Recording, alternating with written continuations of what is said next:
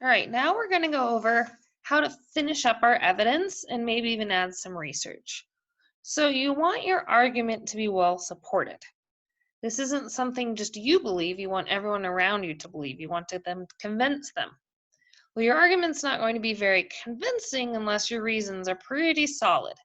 So I'm looking at my evidence about how dogs keep you active. I have keeps you fit because they have to be walked.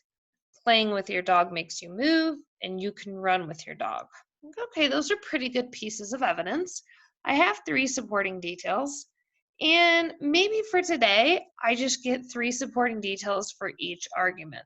So if yesterday you didn't have time to finish, and you got maybe 3 details for 2 of them, or maybe 1 detail for each, by the end of the today, you need to have 3 pieces of evidence for each argument. Well, if yesterday you blew through your evidence and you're like, this is easy, I want to add more solid facts. That's a great idea. Research always helps support your thinking because then it's not just your opinion, it's the opinion of experts or scientists as well. So one way we can do this is we can go on to Kittle. Kittle is a great search engine for kids especially. I'm sorry the words have to stay up here because I used it on Zoom. So ignore the words floating on the left. So on Kittle, I could research dogs. Well, there's a lot of things on dogs. Let's just see. I'll click on the first one and see what it says. So dog facts for kids. Well, I'm trying to find reasons they can keep you active. Let's see. Let me move this over for you guys real quick. So that way I can put these up in the corner and we can kind of keep those in mind as we go through this, but it won't get in our way. All right, so now we have, dog facts. There are 400 million dogs in the world. Well, that doesn't really help about how they keep me active. Here's a really good reason how they help, such as hunting and work. And I've looked through this to see if I can find any evidence about how they could keep me active. And so far I don't see much.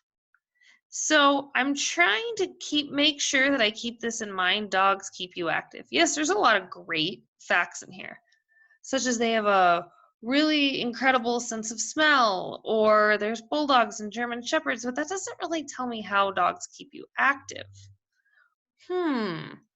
So maybe I want to go back to Kittle and make it a little more specific. So maybe instead I type in running with dogs. And then I can see what I get. Oh, which dog breeds make good running partners? Okay. This might help me out a little bit more than the last one. So let's see here.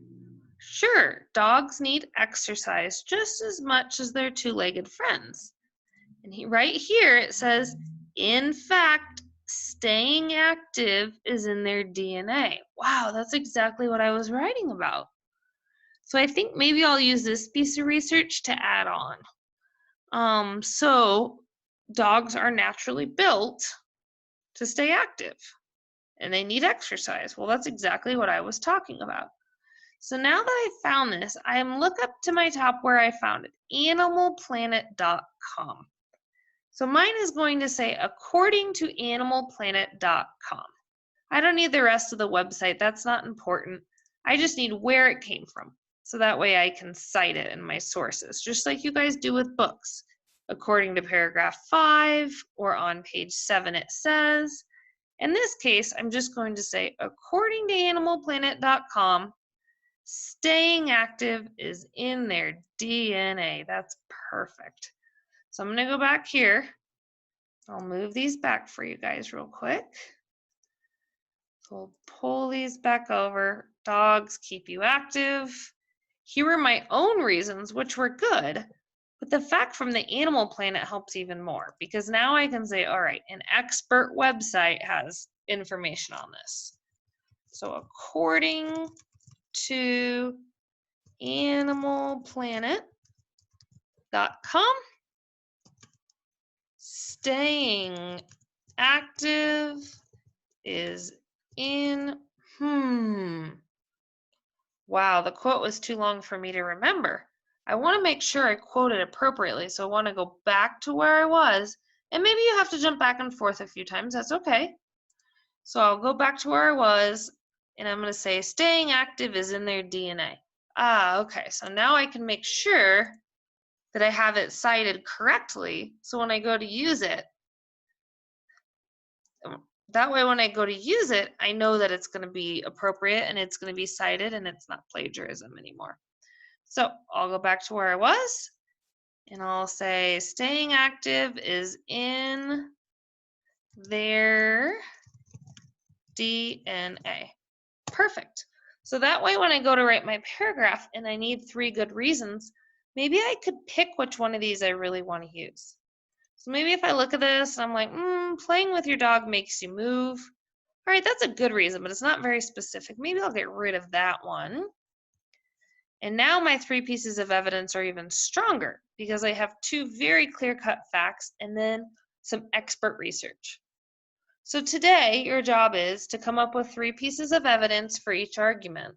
Or if you already completed that, maybe you push yourself to adding a fact or 2 from the internet.